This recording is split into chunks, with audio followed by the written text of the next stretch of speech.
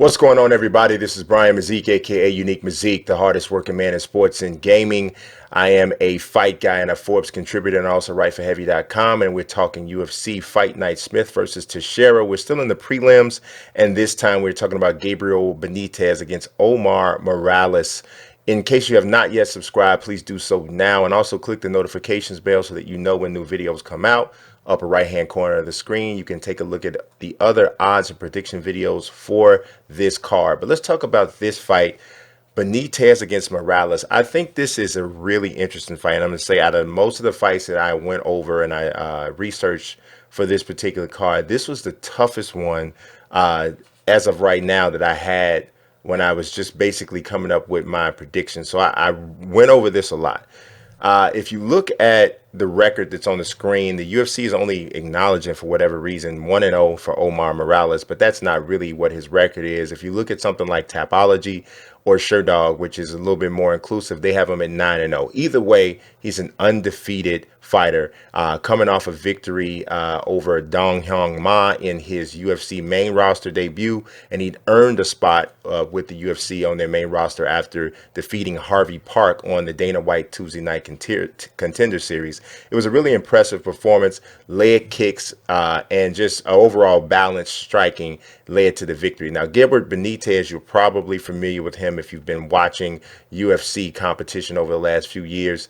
I think Mowgli doesn't get enough credit for just being a tough guy, a tough fighter to handle, very sound in most areas of the sport. So I think this is a significant step up for Morales as we try to see what exactly it is that he has to offer here at the UFC. From a statistical standpoint, you have a very small sample size for Morales, so it's not a lot that we can take from there. Obviously, Benitez has much more experience with over 30 fights, because the 21-8 doesn't have all of his fights professionally, but he has far more professional fights. And Morales is getting kind of started a little late here. He's 34 years old, despite the fact that he has had so few fights professionally. If we're looking purely at striking, when you look at Benitez, you may not look at him and say, "Oh man, he's this physically impressive guy."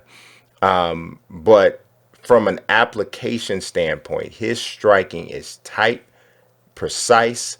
He's not just there to be hit, and his counter strikes are very, very impressive. If you see the shot that he caught Sadiq Youssef in his last fight, it was a counter left hand. He comes from the southpaw stance, so he's always looking to counter, always looking to take advantage of an opponent's mistake. And if you know anything about Sadiq Youssef, you know how imposing and how good of a striker he is. So for him to be the first person to even make Sadiq Youssef look vulnerable in the UFC at all is, I think, a feather in his cap, and only prove to, I think, either elevate his status or at least maintain it where it is. Now, Morales can sometimes get caught just coming forward without moving his head, just looking to just only dish out the damage and maybe not paying enough attention to what's coming back at him. He hasn't fought guys in the UFC yet that I think are really going to be able to take advantage of that until now. Harvey Park and Dong Hyung Ma, they're not on the same level of striker as Benitez is. But I will give Morales some credit for going, basically having a road fight and winning in Ma's hometown or home country. I thought that was really significant for him to get that victory essentially on the road.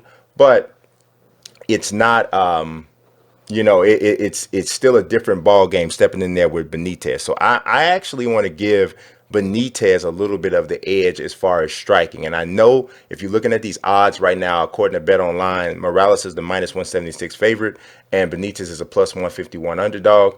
But I don't know. I think they may be disrespecting Benitez a little bit. If we go to grappling, I definitely like Benitez better as a grappler. I think he's just craftier. I think he has more in his bag from a submission standpoint, at least from what we've seen. Because, of course, you're talking about Morales, you haven't seen a lot of him, period. He hasn't had that many professional fights. He's obviously looks to be the physically stronger guy, but strength does not supersede technique unless the techniques are even. And then at that point, then obviously athleticism and things like that come into play. I just think that Benitez is a little bit better of a grappler.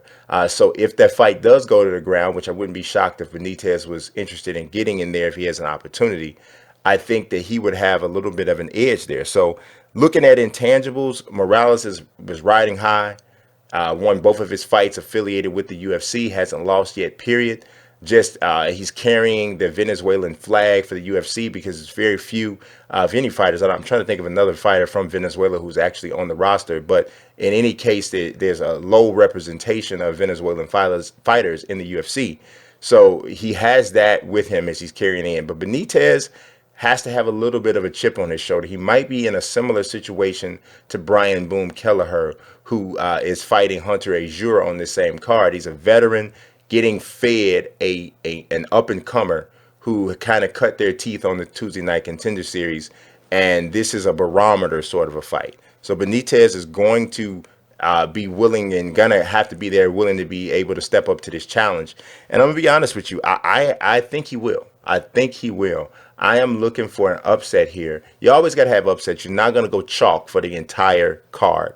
And I'm going to take Benitez to pull an upset victory over Morales. I'm going to take him to win this fight with more clean and effective striking. I think he will hurt Morales at some point in this fight. In the striking game, I think if it does go to the ground, I think he'll maintain top position. And I think he wins this by a split or unanimous decision. Now, that might be going out on a limb to some, but I got Benitez. I got a lot of respect for Mowgli, and I think he pulls out this victory.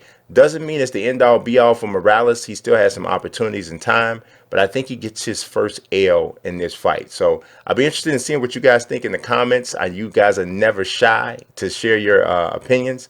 So make sure, if you have not yet, please subscribe and click that notifications bell. And don't forget to check the other UFC Fight Night Smith versus Teixeira odds and predictions videos. As usual, I appreciate you watching. God bless and peace.